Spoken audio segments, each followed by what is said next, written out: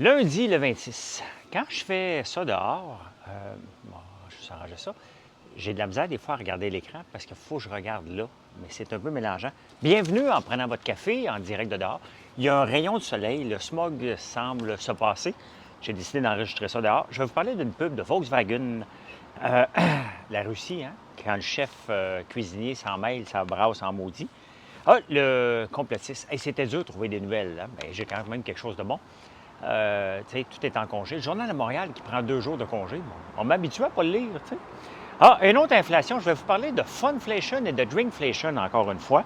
Le S&P 500, même Warren Buffett dit la même chose que moi, ou je dis la même chose que Warren Buffett, soyons humbles, en toute humilité. Hein? Et, ben, Harry et Meghan, on va parler encore de ça. Hein? Tout d'abord, là, j'ai quand même une insolite. C'est parce que je me suis fait un pad, hein? J'avais pas de pad, fait que ça me prend un pad. On va faire ça comme ça. L'énigme, pas l'insolite, l'énigme du jour. Écoutez, le 26 juin 1977, il a fait son dernier concert à Indianapolis. 1977. Tout de suite, là, vous allez l'avoir. Bravo! Bravo de casser mon show, hein? Les pompiers, ils savent pas que je suis en train d'enregistrer. Moi, je recommence pas. Même si ça fait 1 minute et demie. Je recommence pas ça pantoute. Hein? Vous savez, quand on ouvre la presse, il y a une pub, hein? Et il y a quelque chose quand même qui me dérange. Puis ça me fait penser, tu sais, Volkswagen, à un moment donné, avec Jacques Villeneuve, avait fait une pub qui disait Tasse-toi de là, mon oncle.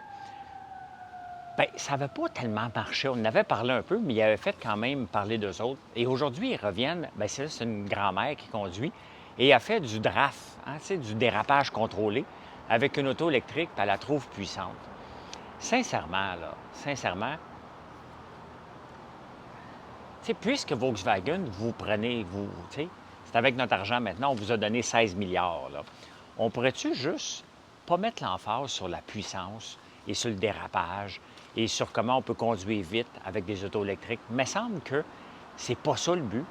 Hein? Il me semble que le but d'avoir une auto électrique, c'est pas ça du tout, du tout. Donc, ça me dérange un peu de voir ça et je trouve ça complètement stupide parce que ça casse tout le rêve. On est supposé. Ben, en tout cas, moi, là, si je me fie aux gens sur l'autoroute 50, quand ils s'en viennent, c'est pas ça qu'ils font avec leur auto électrique. Hein? Ils checkent leur batterie. Hein? Et d'ailleurs, on en parle de la voiture électrique encore dans les journaux parce que ce qu'on est en train de mettre beaucoup d'argent sur une technologie qui va être dépassée rapidement. Soit que ça va être du calcium, du sodium, peut-être autre chose. Donc, il y a déjà des recherches qui s'en vont pour remplacer la pile au lithium, mais peut-être que ça va être pour 50 ans encore, là. On ne le sait pas. Mais il y a déjà des recherches qui se font pour remplacer ça. Mais sincèrement, les manufacturiers et les agences de marketing, mettez l'emphase sur autre chose que la puissance, là. On est ailleurs. Le but, c'est d'économiser, d'avoir un moyen de transport et non pas un moyen de savoir si tu as des grosses coyones. Ça va bien en Russie, hein? Le chef cuisinier de Poutine, de père en fils, hein? Écoute, on dirait que Poutine a 150 ans, écoutez ça. Il a décidé de faire un coup d'État pour essayer de renverser Poutine. Je vous en parle parce que c'est quand même... Je ne veux pas aller en détail parce que c'est quand même complexe, là. Mais sincèrement, hein, on est-tu mal pris? Normalement, on aurait dû dire « yes, un coup d'État », puis ça va faire finir la guerre en Ukraine. Mais sincèrement, quand on regarde l'espèce de bozo que c'est, ce gars-là, t'es mieux, tu sais, un diable que tu connais est toujours mieux qu'un diable que tu connais pas. Hein? Poutine, on le connaît, hein? Donc, l'autre, il est assez bozo, puis pas à peu près. Donc, non, non, non, non, non, non, merci. Non, merci. Hey, Barzotti, moi, c'est quand même, c'est mon enfance, ma première job, Barzotti, hein? Barzotti qui a 10 ans de plus, bien, 13 ans de plus que moi. Et quand je travaillais dans les journaux le soir, les mercredis, c'était tout le temps des grosses journées. Et j'écoutais Rock Détente, qui est Rouge FM maintenant. Et il jouait tout le temps, tout le temps, tout le temps, tout le temps. Hein? Le soir à Rouge, à Rock Détente, ça jouait tout le temps. Mais que c'est triste, hein? Un gars avec du talent, des enfants, et qui se sent obligé de boire, t'en as peu, là, 5 à 6 bouteilles de whisky par jour. T'sais, il est mort d'un cancer du pancréas. Là. À un moment donné, à quel moment que tu dis « j'ai un problème », à quel moment tu dis faut que je m'occupe de moi. À quel moment tu dis aux gens, je vais rentrer en désintox? À quel moment tu dis, garde, j'en prendrai pas? Je ne le sais pas. Mais quand tu es rendu à 5 à 6 bouteilles, c'est triste. C'est toujours triste de voir l'alcoolisme ou des dépendances. Mais, mais quand tu sais, la plupart du temps, on va s'attendre à ce que ce soit des gens qui n'ont rien envie. Il y avait tout dans la vie, Claude Barzotti, et pourtant, vous voyez, quand c'est une maladie très grave, et il faut faire attention, tout simplement. Quand on est rendu à prendre 5 à 6 bouteilles, puis il disait lui-même, hein, j'ai tout, et pourtant, je suis triste. Hein? Donc, puis regardez Robin Williams aussi, hein, qui est décédé, mais pourtant, c'est un clown. Il nous a fait rire. C'est Robin Williams? Robin? Quelque chose comme ça.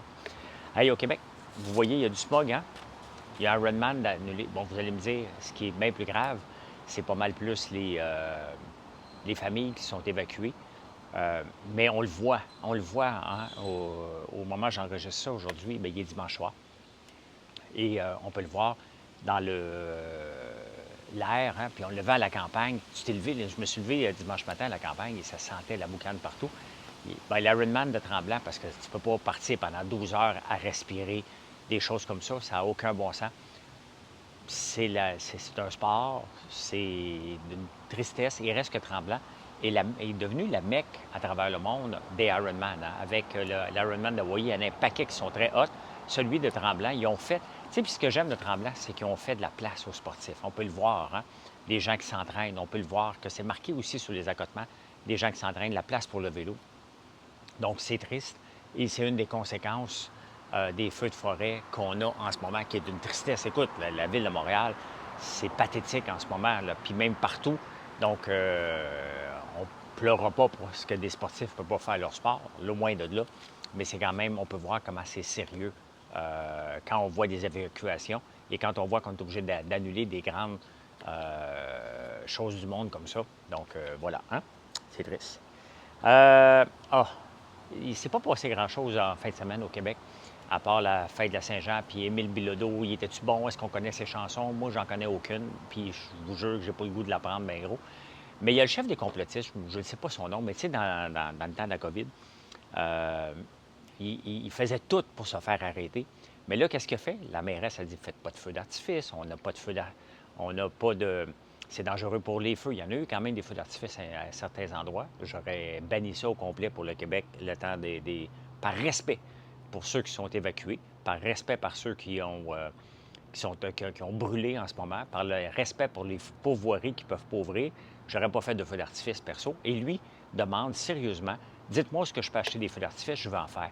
Sincèrement, on a-tu besoin des gens comme ça dans la société? Tu sais, on a besoin des gens qui vont remettre en question, questionner, hein, qui vont vouloir faire avancer la société. Est-ce qu'un gars, je pense à la manga, que je ne sais pas trop quoi, est-ce que ce gars-là fait avancer la société? Je ne peux pas croire qu'il y a des gens qui le suivent, ce gars-là. Hein? C'est les gens qui le suivent, je vais porter un jugement là, long comme le bras, là, mais qu'est-ce que vous avez besoin de contester des choses aussi graves que ça, là, de dire, regarde, on ne fera pas de feu d'artifice parce que ça peut mettre le feu, et une question de respect en même temps. Donc, derrière la ville de Tremblant, il y a plusieurs villes qui commencent à éliminer ça complètement, là. Mais quand même, hein, quand même. On s'en va. Êtes-vous tombé sur la tête? Êtes-vous tombé sur la tête? Je vous parle aujourd'hui parce qu'on a un autre type d'inflation.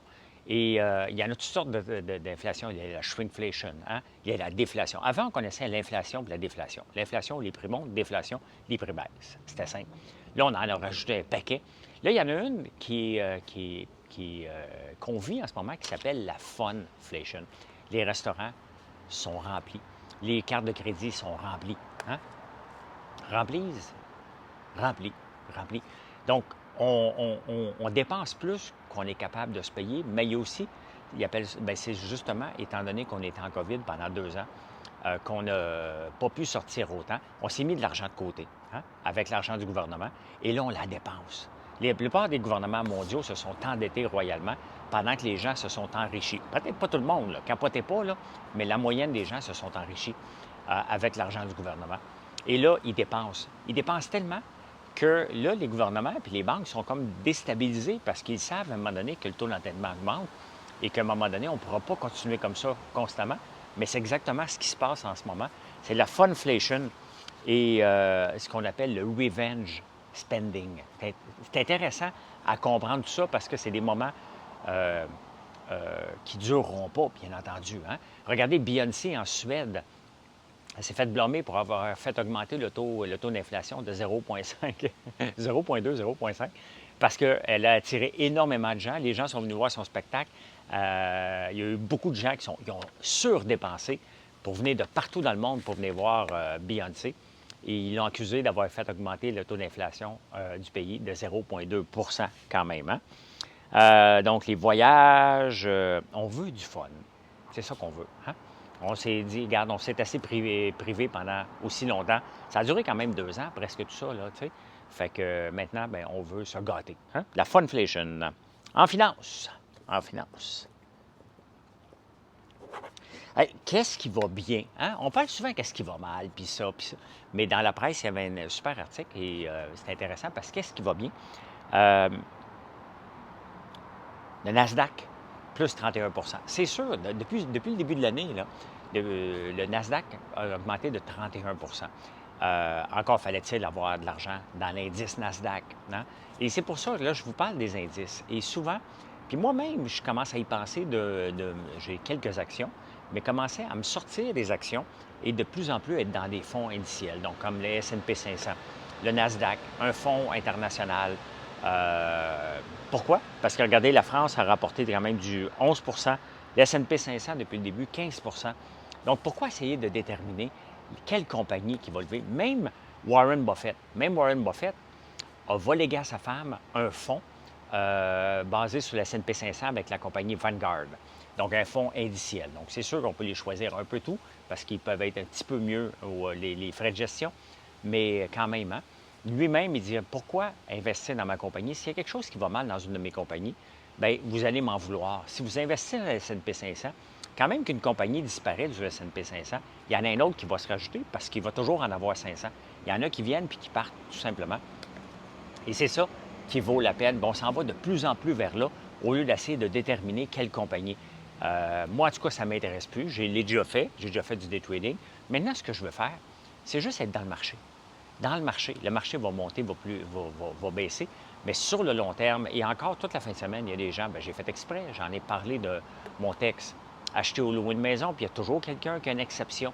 C'est pas l'exception, il faut regarder la règle. La règle, c'est que si tu es capable de si tu achètes ta maison pour un investissement, les chances que ce soit un vrai investissement sont minimes.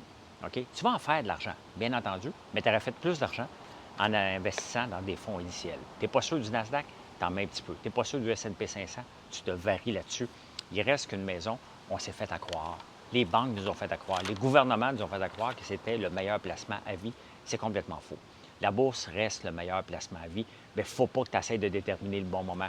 Investis à chaque mois. Ce n'est pas des recommandations, mais c'est ça qui va être payant pour tout le monde à la fin. L'épargne, c'est la liberté. C'était la Banque nationale qui le disait. Donc, maintenant, on a le CELI en plus de ça qui nous permet jusqu'à 6 000 par année, qui nous permet de mettre de l'argent de côté sans avoir un impact fiscal. Donc, ça vaut la peine, pas à peu près. Hein? La drinkflation, je vous ai parlé la semaine passée de la bière en Angleterre, que non seulement on réduit les bouteilles, non seulement, mais on réduit aussi l'alcool. En réduisant le taux d'alcool, ils payent moins de taxes. Bien, ils font maintenant avec les bouteilles de vin aussi. Une bouteille de vin qui avait 12,5 d'alcool, maintenant est rendue à peu près à 11 d'alcool. Ils sauvent en moyenne 2,35 pence. Whatever. Je ne comprends pas trop c'est quoi des pence. Je n'ai pas regardé. Mais c'est quand même ils payent beaucoup, beaucoup moins. Donc, ils vendent la bouteille le même prix. Moins d'alcool, ils payent moins de taxes, tout simplement. Hein? Les entreprises essaient de trouver toutes sortes de manigances pour contrer l'inflation, contrer l'augmentation des salaires. Ils se font tout le temps pogner. Mieux vaut être toujours transparent par rapport à ça. Hein? Il y a les cartes de crédit. C'est rare que le Canada est champion dans quelque chose, hein? Mais il est champion des cartes de crédit. Les jeunes à partir de 15 ans, la plupart des gens qui ont au moins 15 ans ont une carte de crédit. 82,5 des Canadiens de plus de 15 ans ont une carte de crédit. Le deuxième pays qui nous suit, je n'ai pas marqué le deuxième. Les États-Unis ont 67 des gens qui ont une carte de crédit et la France est à 39 82 des gens ici ont une carte de crédit. Je n'ai pas le solde, ceux qui ne payent pas, mais quand même, ça doit être assez quand même élevé. Hein? Insolite, insolite. Harry et Meghan, ça finit pas. Hein? Là, Harry et Meghan ont signé un deal avec Netflix. Le but du deal était de trouver un concept. Hein? Fait que là, ils ont brainstormé, puis Harry et Meghan disent ouais, on pourrait rencontrer le pape. Là, Netflix, il dit mais c'est tout. T'sais? On pourrait rencontrer Barack Obama. Barack Obama, c'est tout. C'est parce que, tu sais, Harry et Meghan, ils pensent qu'ils font encore partie de la haute, mais ils ne valent plus rien en sortant de la royauté. Ils ont valu quelque chose en sortant. Fait qu'ils ne sont pas capables de trouver une idée, tu sais, un Clarkson Farm ou quelque chose de constructif. Ils ne sont pas capables de trouver une idée. Fait que j'ai comme l'impression que leur deal de 80 millions avec Netflix va tomber à l'eau aussi. Donc, c'est un roman. Hein? Comment qui est parti d'aimer tout le monde à être OK, parfait, ouais, il a raison, finalement, qu'est-ce qu'il fait dans le paysage? On est tanné d'entendre parler. Je vais arrêter. C'est parce qu'il y a moins de gouinettes. Hein? Il y a moins de gouinettes, puis les journaux du dimanche, que je me sers pour faire le show du lundi, sont pauvres, puis il n'y a pas grand-chose. Ah, et ça, là, quand même, hein? Ça, je me demande à un moment donné, comment ça se passe quand vous êtes jumeaux ou jumelles? Hein? Mettons qu'ils veulent avoir un bébé. Il faut ovuler en même temps. Donc, il y a des bonnes chances, ils sont jumelles. Hein? Fait que là, les deux jumelles sont tombées enceintes en même temps. Ils ont accouché le même jour, puis ils ont eu 2 filles à l'hôpital en même temps. Hein? C'est une chance sur 1 million. On aime ça dire une chance sur 1 million, là, mais quand même, hein, faut le faire. Hein? J'ai fait l'amour hier soir pour avoir un bébé. Moi aussi! Ou se le disent-tu, ce soir, on fait l'amour, ou ils l'ont-tu fait? Dans la même chambre? Ah, ben là, on suppose. C'est parce que quand il manque des morceaux dans une histoire, il faut essayer de les recoller, ces morceaux-là. Puis moi, j'aime ça. J'aime ça, recoller des morceaux. Et ça avance, ça avance, ça avance. Avez-vous pensé à l'énigme du jour? Qu'est-ce qui s'est passé le 26 juin 1977? Elvis Presley, mesdames et messieurs, Elvis Presley a donné son dernier concert à Indianapolis. Il est décédé le 16 août suivant, c'était son dernier concert. Et c'est comme ça que j'ai vu l'actualité en ce beau lundi. Beau lundi, 26 juin. Merci d'être là. Merci pour tous les vœux de fête hier. J'ai peut-être pas eu le temps de répondre à tout le monde, j'en ai eu beaucoup. J'apprécie que vous soyez là tous les jours, ou presque à tous les jours, en tout cas régulièrement. Que vous soyez client ou non. Bien entendu, je veux avoir tout le monde comme client. C'est comme ça la vie, mais ça ne marche pas comme ça. Il ne faut pas s'attendre à ça. Mais merci d'être là. C'était très apprécié. Je vous souhaite un beau lundi, tout le monde. Bye!